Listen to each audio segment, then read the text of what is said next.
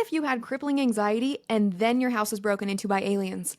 I would simply implode, but our girl Bryn is much braver than I. Hello and welcome to Let's Go Frightseeing. I'm Taylor and I have decided to do horror movie themes for each month. Then we can all treat it like a little movie watch club and watch the movie and then discuss it. Or if you're like, I want to know everything but I'm too scared to watch it myself, I got you. The horror theme I chose for March is aliens/UFOs, and today we are talking about No One Will Save You from 2023. If you have a suggestion for a movie in this genre, drop it in the comments, or if you have a suggestion for a horror theme for a future month, hit me with it. My goal with these videos is to give you the rundown of the movie, but also to give you some insights into how it was made, how the film added to the genre, fun facts, and things like that.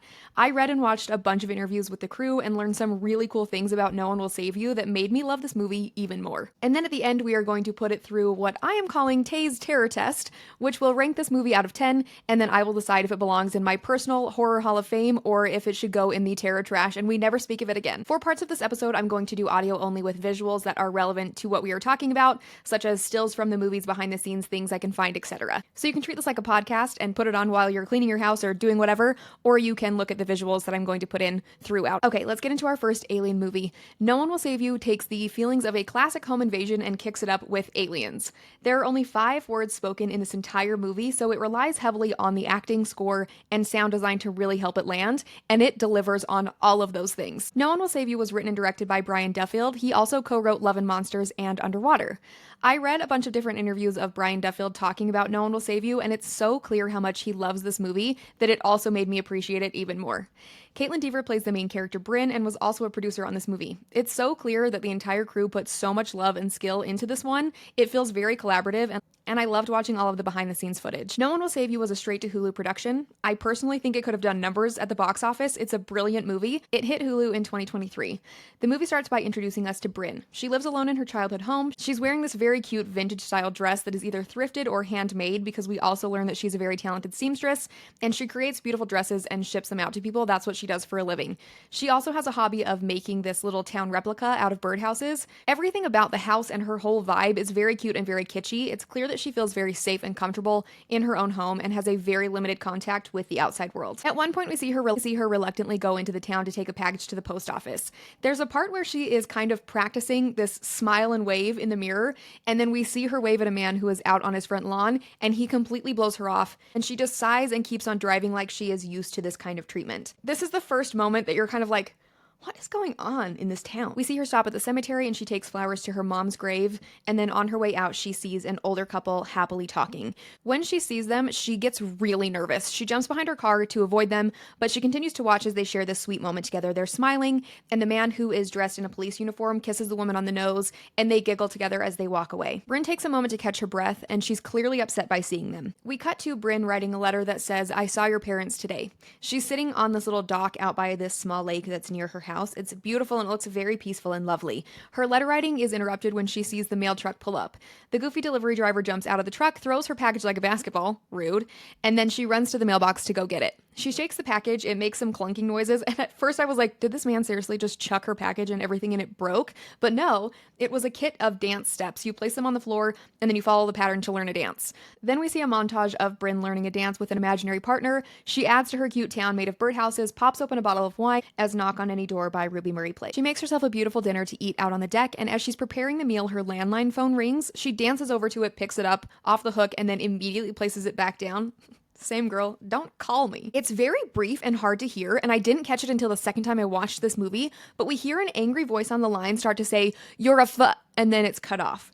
I didn't catch that until the second time I watched it to take notes, and on the second watch, knowing what happened, I'm like, people are seriously calling her to yell at her about the incident.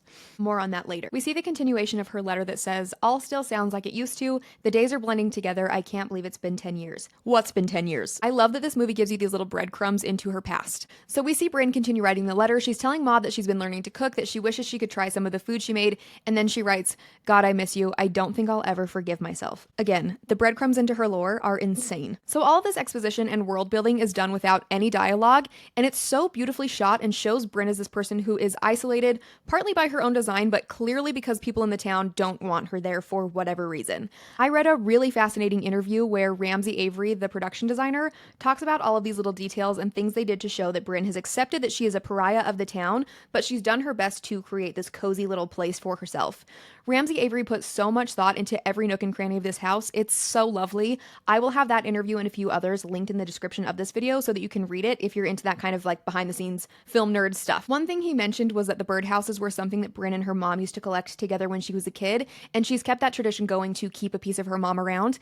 She sews and she's very crafty, so each room has these little paintings and personal touches that Ramsay Avery calls Brynnification. I love it. Okay, back to it. So Brynn, dressed in a perfect little vintage nightgown, clicks off her lamp, and what was a warm and inviting house suddenly looks sinister at night. We get this shot from above showing how isolated this house is. There are trees surrounding it. She's got this big long driveway. We hear birds cawing, and the music gets more and more ominous as it pans down to show the front of this house. Something about this house. In this lighting, it looks so spooky.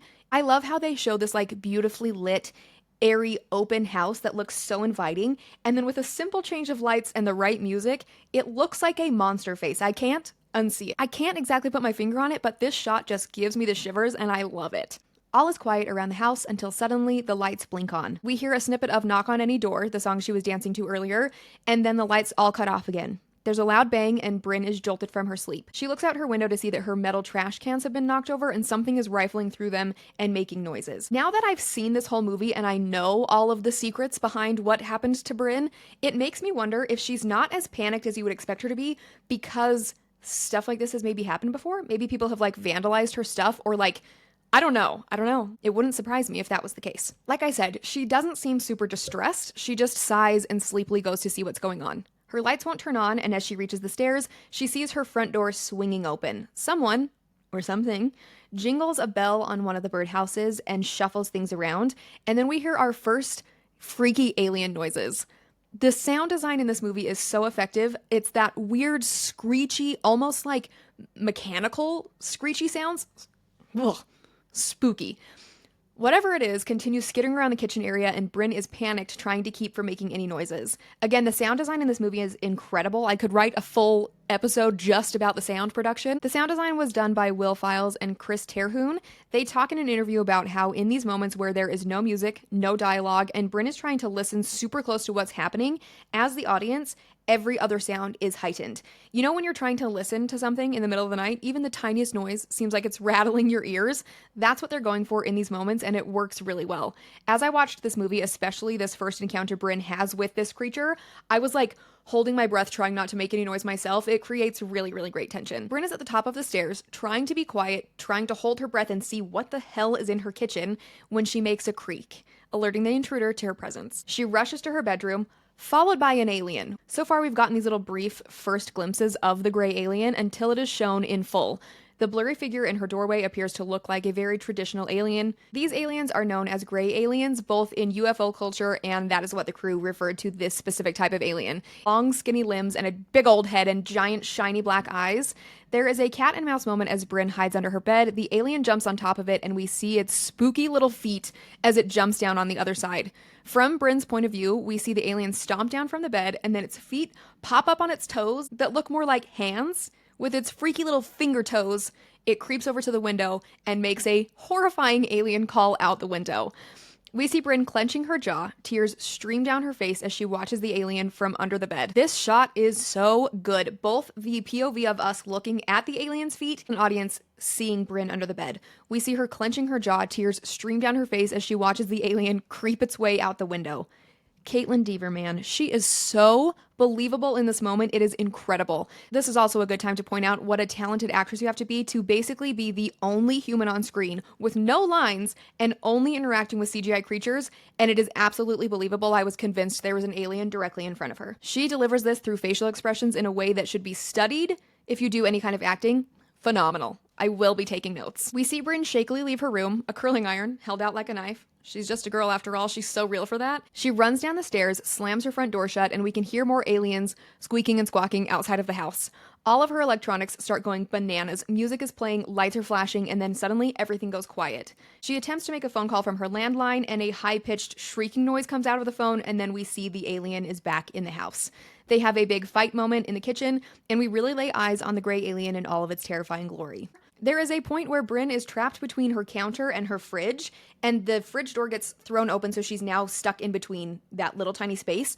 And we see the alien's long, spidery fingers as it lifts itself up over the fridge door, revealing its sickly looking skin and big shining eyes that are so unsettling. This part is so good, it's so horrifying.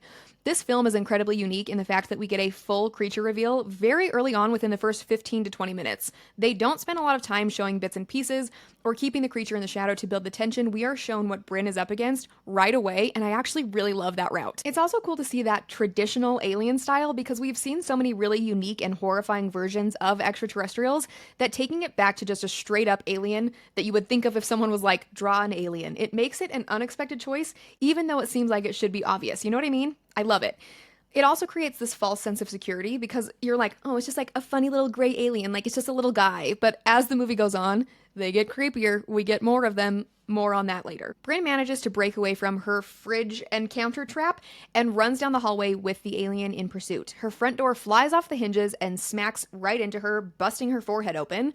Things are being thrown around the room, and an invisible force lifts Brynn off the ground and throws her backward. Another very cool practical effect that they show in the behind the scenes footage. All of these movements with her being flung around telekinetically by the aliens are done using pulleys and rope and a lot of trust from Kaitlyn Dever and the stunt team. They did amazing all around. Wonderful work from all involved. As Brynn is lifted and flung around, she grabs a piece of one of her birdhouses that is now broken all over the floor.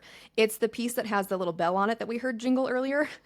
It's very satisfying callbacks. A lot of luck and some good aim causes her to fling the wooden piece into the side of the alien's head.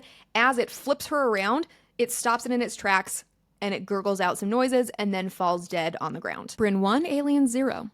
Brynn's house is a wreck, but she survived the night. We see her gasping, trying to calm down, and then it snaps to the next morning where she has been staring off, disassociating all night long. As she assesses her injuries and the damage to her house, the alien body is still in the entry, very much dead. She attempts to dial 911, but her phone doesn't work, all the power is out, and all of her electronics are now broken, and so she decides the next step is to get cleaned up and go into town to see what's going on. Her car is also dead, so she rides her bike into town. On her way into town, she passes the mail truck, which has been flipped upside down and is smoking. This is another really cool shot.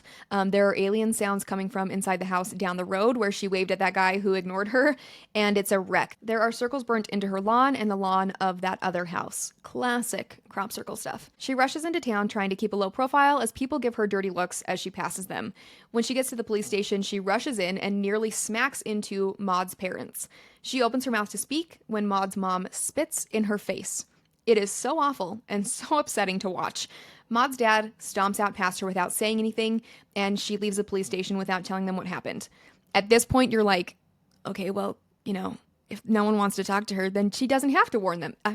That's not nice, but I did think it. Okay, this was a specific thing that Brian Duffield called to attention in an interview. He said, quote, "There was a lot of discussion about what is her character thinking and how can we have the audience catch up about why she's not running into town screaming that the world is ending.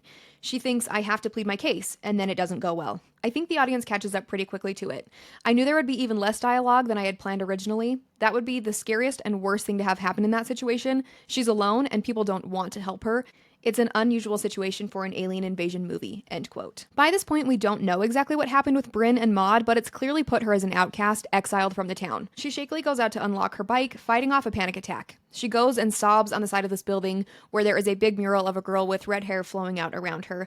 I looked it up, and from what I read, this mural is supposed to be of Maud. It's really, really beautifully done. The scene is really heartbreaking and a very convincing portrayal of a panic attack. The anxiety girlies get it. So Brynn goes over and has a meltdown, rightfully so, by that mural. She catches her breath, and then a bus goes past her. Seeing this bus springs an idea. She decides to hop on the bus to GTFO ASAP. She buys a bus ticket, a pair of sunglasses, and a hat. Classic disguise. And as she sits on the bus, feeling relieved, suddenly one of the other passengers gets up and stands behind her. We see that it's the goofy mailman from earlier, but he is no longer so goofy because he attacks her, making those scary, scary alien sounds. There is a part where we see a close-up shot of his neck, and it looks like there is something slithering around inside of it. I love how they do this to show the humans who have been taken over by aliens. It's great foreshadowing for later. The other passengers also try to grab Brynn, but she manages to get out and start booking it down the road. The alien-possessed, no longer goofy mailman gets out of the bus and follows her, doing that horrifying thing where Brynn is all out sprinting, but he's just following calmly behind her as if he's got nowhere better to be. Very spooky. She heads into a forested area through a gate to a church. Girl, no one in that church is going to help you pre or post aliens, okay? She goes around the back of the church where the cemetery is, and we see her pass Maud's headstone. This is the point where we learn that Maud was only 12 when she died, and Bryn stares at the headstone until the wind kicks up, alerting her to all of these weird clouds rushing in from all sides. There are lights flashing from the clouds that kind of look like lightning, but it's more colorful, and then she starts booking it again. We get this great shot above the trees and the town. The big gray clouds are rushing in, and clearly these are UFOs in disguise. Very interesting way to do that. Bryn keeps running until she gets to the house closest to hers. There are a group of people standing together with one arm stretched out in front of them with their palms flat, and we see that they're looking up at the clouds and they all have those things slithering around in their necks. She manages to make it back to her house and proceeds to do a Home Alone style lockdown. She lights a candle, starts a fire, lights her gas stove, and puts pots of water on to boil. She arms herself with an X-Acto knife and closes the shutters. She nails blankets over the door frame that is still missing its door. As she is doing this, there are what look like searchlights passing through her windows. Her efforts were a good try, but ultimately futile, as the nails she used to hang up the blanket start flying out of the wall immediately. A bright light comes through the front door, and the dead alien is lifted off the ground and floats out of the door toward the light. This is another really great shot where we've got Bryn hiding behind some of the debris of her house as the alien lifts, and we get like that great view of it like floating its way out of the house. Very spooky, very effective. And makes her way down to the basement as light appears outside the windows, and we hear the aliens communicating through their weird mechanical sounding clicking language. This was something I tried to look more into because I wanted to know what kind of like layering and what specific sounds they used to create those noises, but I couldn't find anything. So if you happen to know, please tell me, because I want to know, like, it's definitely like some kind of animal noises with extra things done to it. Very, very cool. A gray alien creeps into the basement where Bryn is hiding, and we get a really great jump scare as Bryn is hiding under a desk. There is a classic bait and switch that totally got me. She hears one of her dress sewing mannequins tip over. She looks that way, and as the audience, we also look that way, but then the camera turns back around to show Bryn, and right behind her, there's a little alien crouching there. It totally got me. It's so good. Such a good shot. One of the big things that is so unsettling about these creatures is the way that they move. The limbs are too long and their hands are so gangly, and it's clear that they use their arm movements as a way to communicate with each other, like it's their language. It's really cool, but so unsettling. So she ditches the alien in the basement only to find that another alien is waiting for her upstairs.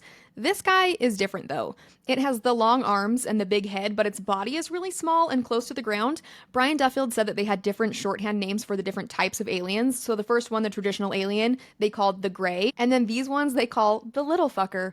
It fills me with so much joy. It's so funny. I love that they call it that. It would be like, okay, you guys, next scene, bring in the little fucker. Hilarious. We will have two others that I will introduce you to as we go on. Also, I don't know how many times I can say that word before YouTube gets mad at me, so I will just call it the LF. But we all know what it means, okay? The LF rushes at her and tackles her to the ground. She surprises it by biting its arm, and then the LF is cowering and holding the bite, screeching in pain. Bryn runs to the stove and grabs those boiling pots of water. That was brilliant thinking. One by one, she launches them at the LF. This distracts him for a time, but then it starts at her again. A light flashes in the house, and suddenly the LF gets into this weird little pose. It crouches down with its arms bent and its elbows up. It's so unsettling. I don't know what it is about the way that they do the little arm movements. Ooh, it gets under my skin. The lights flash off, and the alien just stops moving, frozen in that position. This gives Bryn time to run into her bathroom/laundry room and slams the door, and as she runs toward the bathroom, we see the LF come out of his little crouch and start swinging across the curtain rods like a monkey at the zoo. It is so, I'm telling you, I don't know what it is about it. It gave me the creeps. Bryn makes it to the bathroom, but the LF busts the door down with its creepy little fingers. It's lunging at her, but she manages to use a broken broom handle, Buffy the Vampire Slayer style, to stake it to a cabinet, and then she uses the open cabinet door to smash its head, and it goes limp. It is an elite example of use what you have on hand to get the job done. Again, very Home Alone. Kevin McAllister would be so proud. At this point, she jumps out of the bathroom window and looks around. This moment is so good. She's out in her yard when we see a big head with shining eyes poke up behind what I think is like her gardening shed. This is one of those parts that the sound designs team attention to detail is insane. So this alien, the crew calls him the Daddy Longlegs, and he makes this click click sound and then makes these 4 different pitched sounds. I read in an interview that this is a callback to the song she was dancing to at the beginning of the movie, Knock on Any Door by Ruby Murray. I will try to play this part so you can kind of hear it. I don't know if that's going to make YouTube mad at me if I'll be able to include it, but in the beginning of that song, there are these 4 little like hum sounds that she makes. Brian Duffield said that basically the aliens have been watching this town, and this alien saw Bryn and recognizes her as like, oh, it's that dancing girl with that music I liked. So it's almost like he's trying to communicate with her and be like, hey girl, I like that song you played, let me play it for you. It's not the exact tune, but you can hear how it's trying to like mimic it. Listen, the Daddy Longlegs is kind of a cunty diva. I can't help it. I love him. He scares me, but I also like him. You know what I mean? Anyways, moving on. So we see this giant being come up over the shed. It unfolds its big long arms and does some more of those little arm movements that just get under my skin. He's all knees and elbows. He squeaks and squawks as Bryn stares on in horror, unable to move. Daddy Longlegs has far too many limbs, and he crawls out like a spider into the open. Bryn tries to run away, but she smacks directly into our no longer goofy mailman from earlier. Bryn falls to the ground and he drags her by her hair across the yard. He presents her to the Daddy Longlegs as a UFO hovers overhead. Daddy Longlegs performs his sassy interpretive dance, and his limbs crack into these unnatural positions. Again, these arm movements are clearly part of the communication for these beings. We can glean that Daddy Longlegs said something along the lines of, beam this bitch up, as the UFO hums to life.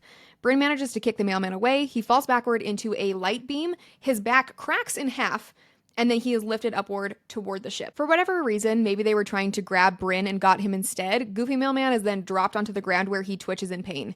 Bryn makes a mad dash to the front yard, Daddy Longlegs crab crawling quickly after her. He perches on the roof like a praying mantis and then lets out an alien howl that is called back by other alien howls in the distance. This part really makes you kick yourself for thinking that the gray in the beginning was not so bad. You feel a sense of relief, like, oh, she killed one of them. It's not going to be, like, she can kill more of them, it's fine. But then, wow, this scene takes it over the edge. Bryn runs toward her car that is unfortunately dead, but still a good hiding place. The Daddy Longleg flops off of the roof onto the ground and then upside down backbend scuttles toward her. It's insane. It's so upsetting. She makes it into the car, but it dives in after her. She falls out of the other side, and the Daddy Longlegs is too big and gets tangled with its limbs coming out the windows and the doors. Bryn uses one of the tools she equipped herself with earlier, whips out a lighter from her pocket that she's been carrying the whole time. We get this shot where we can see gas and oil spilling from the bottom of the car, and she lights that sucker up. The car goes up in a giant ball of flame, and our girl obliterates the Daddy Longlegs. R.I.P. You were scary, but I liked you. Bryn stands by the car for a moment, basking in her handiwork, but that moment is short-lived as a beam of light from the UFO hits her and she dashes inside. This is another one of those very cool attention to detail moments from the production design team. She runs into a room with a sign on the door that says Brinny Bird. This is her childhood bedroom. Based on what I read, she moved into the main bedroom when her mom died, so her childhood bedroom is mostly untouched. The room is very whimsical. She's got movie posters and pictures printed out and hung on strings. As I was watching this scene again, I noticed that one of the movie posters is for a film called Daddy Longlegs, starring Fred Astaire and Leslie Caron. She's a girl who loves vintage things, so this makes sense, but like, is that a callback? Because they also call the alien Daddy Longlegs? The attention to detail in this film is so gorgeous. There are so many little hidden things to find. There are also dozens of letters that she wrote to Maud that she has hung on clothing wire around the room. Here's another fun fact for you. There is a part of the scene where Bryn hides behind a basket full of stuffed animals that is meant to be a nod to E.T. when E.T. hides in Elliot's closet and he is surrounded by very similar stuffed animals. One of the Greys creeps into Bryn's room looking for her and observing some of the items in the room. It gets distracted looking at photos of Bryn and Maud, and Bryn tries to sneak up on the Grey, but it senses her there and throws her through a wall. Telekinetically, of course. She manages to get back to the main bedroom, but is out of places to hide when bright red light bursts through the window, freezing her in place. She is then launched into the air and hits the ceiling, and then quickly dropped and then frozen before she hits the ground. This was another really cool part that was practical effects, using pulleys and a lot of trust during filming. She is launched back up to the ceiling. This is another really cool shot because we get this awesome view of the birds that she's painted on her ceiling. I think that I read it's kind of supposed to be like a metaphor for how she has like caged herself into this house. Anyways, very cool, very interesting. So as she is stuck up on the ceiling, the Grey comes in and they have this kind of stare down as the Grey observes her. It gets closer, squawking and clicking, and then it, like a cat hacking up a hairball, barfs out this gross mass of goo, and this is what the crew called the parasite, which is a perfect descriptor word. The parasite floats toward Bryn, flaring out these little tiny tentacles in every direction, and Bryn is frozen in place and can't do anything to stop it as it works its way into her mouth. It is sickening. We cut to Bryn flailing and screaming in her brightly lit bedroom. She's as if she's waking up from a nightmare. There's no mess, no broken windows. It seems it was all just a bad dream. She begins laughing in confusion that turns into a cry, that turns into more laughter, until she hears people outside of her house. She's like, what the hell? People don't come to my house. So she goes downstairs where everything is back to normal, her birdhouses are untouched, and there's sunlight streaming in. She sees someone walking toward her, and we get a glimpse of Maud's red hair as tears of joy stream down Bryn's face. The girls smile at each other, and Bryn says, I'm sorry, Maud. This is when things flip. And you can be stone cold sober. This part will make you feel like you are tripping balls. It is so good. The music changes. Good time to again say the score of this movie is insane. It really plays into the weirdness and confusion of this part especially. So the score was done by Joseph Trapanese, I think that's how you say his name, Trapanese, who worked with Daft Punk on Tron Legacy. He is incredible at what he does, and he talked about what a unique and collaborative experience this film was. Usually the whole movie is shot, edited, and then sent to the composer who creates the score, but in the case of No One Will Save You, Joseph Trapanese was involved from the very beginning and throughout the making of the film. He worked really closely with the director and the sound design team to create this perfectly haunting score that is using different instruments that are then like played in reverse and like pitched at weird levels. It's very, very interesting. I will link the interview in the description of this episode. So back to Bryn's fever dream. She says, I'm sorry again. So that's between those two lines. There are your 5 words spoken in the film. 5. It's so cool because when you do finally hear those words, it's almost jarring to hear her talking because she hasn't the whole time, and it works. Anyways, she has the wherewithal to kind of put together what's going on. She reaches into her mouth, gagging as she tries to pull the parasite out. Fake Maud screeches out alien sounds, and Bryn rips the parasite out of her mouth. The sunlit room disappears, and we see Bryn is on the dark lawn. The parasite squiggles away from her as the UFO pulls up and beams it up off the ground. Bryn then runs into the forested area around her house, something I usually say to avoid doing, but in this case, a valid hiding place. Bryn hears a noise behind her and turns to see a carbon copy of herself that stabs her in the gut with a piece of wood. She falls against the fake Bryn, but pulls another trick out of her pocket and slices into the fake Bryn's throat with that X-Acto knife we saw earlier. Fake Bryn collapses and dies in real Bryn's arms as she rocks the body back and forth. It's such a weird but beautiful shot that kind of tugs on your heartstrings. I'm sure that there is a metaphor here for like killing off the piece of yourself that's holding you back from healing, or something really profound along those lines. I know that there are some people who hate horror stories that use grief as like a metaphor, but I like it. I think it works really well. If you've never experienced a grief that feels like you're trapped in a horror movie, then I'm glad for you, but I think a lot of people understand and appreciate that kind of a metaphor. Anyways, Bryn stumbles through the woods and another daddy longlegs appears in front of her. She is beamed up into the spaceship and surrounded by the small grays. They all circle around her, and each of them place a long, spooky pointer finger on her forehead. In her mind, we see Bryn walk into her house where a young Bryn and her mom are making a birdhouse together. Another young Bryn runs past her out to the front yard. Adult Bryn follows this Bryn outside where there are police lights flashing and officers standing in the yard.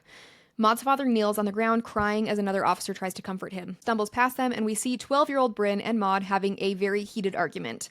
Maud shoves Bryn and she falls onto the ground, hurt and angry. She sees a rock in front of her, and in a fit of rage, she picks it up, and as she gets up off the ground, she swings at Maud, hitting her hard in the side of the head. Everything turns red and goes into slow motion as Maud's head snaps back and she crumbles to the ground.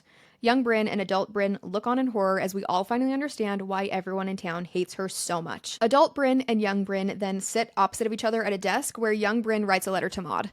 Adult Bryn reaches out and touches young Bryn's hand, and they look at each other as a group of gray aliens stand around them observing all of this. We cut back to current Bryn, dirty and beaten up, crying as the aliens communicate with each other. We can assume they are saying something along the lines of, man, this bitch has been through a lot. Let's rehabilitate her like a stray dog and not take over her body with our little parasites. Or something along those lines. Is thrown back down to the earth and lays in the dirt, looking around her in wonder. Surprised laughter bubbles out of her as she lays in the grass, tears streaming out of her eyes, and she looks up at the spaceship lights in wonder. Brian Duffield talked about the aliens' reason for keeping Bryn alive. He said that the aliens knew what they were getting into when they started all of this. They knew there would be some people who would resist, and there would be deaths of both kinds that would happen because that's how war is. He said he wanted Bryn to end this movie in a better place than she started. He said, quote, I felt like she had already been paying for her sins. She knows it too. Even when she gets spit on, there's no outrage. She's just kind of like, well, this is what I deserve. I'm going to take it and accept it. I'm so sorry that I'm alive in front of you. By the end of the movie, I wanted her to come out of the other side in a better situation. In my heart, I think there's probably other Bryns scattered around the world, and I liked the idea of aliens being like, we're here, we've won, and hey, you're kind of into it? Teach us, what can we learn? End quote. In the next scene, we see the neighborhood all put back together. She happily rides her bike through town, where no one spits on her for being in public. She hangs a birdhouse on the front porch of a house down the road as a group of people work in the yard. As she walks out into the yard, she waves at the group of people and gives them this big smile like we saw her doing in the very beginning of the movie. And all of these people do these giant smiles back at them, returning the gesture, making their little squeaky alien sounds. The movie ends with Bryn in a beautiful dress at a backyard barbecue style get together. Everyone is smiling and dancing together to knock on every door, and we see Bryn grinning and interacting with these people. The final shot zooms out, showing couples and friends dancing and talking together. Bryn twirls around, dancing with people, dancing with an actual partner, which she's never gotten to do before, very content with where her life is at. We see the spaceships out in the daylight floating around like it's totally normal, and this is the end of the movie. Bryn has accepted who she is. They have accepted her into the fold. I love it so much. It is such a satisfying end to such a terrifying movie. I have not been able to stop talking about this movie. I feel like people do not talk about this one enough. It's so beautifully shot. The acting is incredible, and the score and sound design are insane. For the last part of this video, I am going to put it through what I'm calling Tay's Terror Test, where I'm going to put it through 10 pass or fail questions that will help me determine if it's deserving of a spot in my own personal Horror Hall of Fame, or if it belongs in the terror trash, or somewhere in between. There's a few different categories. Also, please note, these are obviously based on my opinion. It's okay if you don't agree with me, but let's just be nice to each other, okay? That's why it's Tay's Terror Test. Put it through your own terror test and decide where it falls for you. Number 1, does it effectively create tension or fear? Easy pass. There are so many hold your breath moments that make you feel like you are the one hiding. Number 2, does the horror hold up over time or does it feel dated? I feel like this is a pass because I feel like this one will age well. Alien abductions have been talked about for so long, especially involving these classic gray aliens, that I don't think it's gonna age poorly. Number 3, does the story feel original or have a unique twist? Does it add to the genre in a way that we've never seen before? Again, a pass. Like I said, it's a very classic take, but with some interesting twists of the different types of aliens, and the parasite element and the ending is so unique. 3 for 3. Number 4, are special effects, makeup, or creature design well executed? If no makeup or creature design are used, do the special effects accomplish what they set out to do? Pass. I've already gone on and on about how much I love the creature design in this movie. We are 4 for 4. Number 5, is the big bad memorable and effective? Absolutely a pass. Who could forget the daddy long legs? And the shot of the parasite going into Bryn's mouth is horrendous. I feel like there are multiple big bads in this movie, and they are all executed very well. Number 6, does it create an immersive atmosphere? Is there strong world building or lore behind the horror? Yes. Pass. We have Bryn's whole backstory that we are breadcrumbed the whole way, and then each piece of the puzzle makes you more and more invested as you watch. I also feel like, again, the set design was so perfectly crafted that it really immerses you into Bryn's world. Number 7, is the acting solid and fitting for the tone of the movie? Obviously a pass. She is an icon. She's incredible. And it is exactly what this movie needed. Number 8, does the score/sound design add to the horror? Again, easy pass. This movie was a very easy one to put through this test. I was like, they're all perfect. Easy pass. The sound design alone makes this movie so memorable. Number 9, does the ending deliver a satisfying payoff? Yes, totally a pass. I love the ending. I love that it feels like Bryn got a very weird version of a happy ending, but a happy ending nonetheless. Number 10, is it rewatchable or does it stick with you long after watching? That is another pass. That is a 10 for 10, okay? I have not been able to stop talking about this movie, and I watched it twice, almost back to back, because I watched it the first time to absorb it, then I watched it a second time to take notes, and I would already watch it again just because it's that good. Here's the thing. I think as this test goes on, and I do this with more movies, I'm going to start getting harsher about things, but I feel really good about giving this one a 10 out of 10 and saying yes, forever, Horror Hall of Fame for me personally. Thank you so much for being here and watching this very long video. I hope that you liked it. I want to hear what your thoughts are on this movie. Do you have favorite parts? Do you have things that you noticed that maybe I didn't talk about? Don't forget to subscribe because I am talking about alien movies all month long. You can also follow me on TikTok if you want to have my little short review clips throughout the month. These are obviously very long form, but I post books, movies, and other little fun things over on TikTok and Instagram as well. Here's a takeaway for you. If you feel like your anxiety and your trauma are doing you no good, they might save you from aliens taking over your body, okay? Thank you so much for being here. I will see you next time.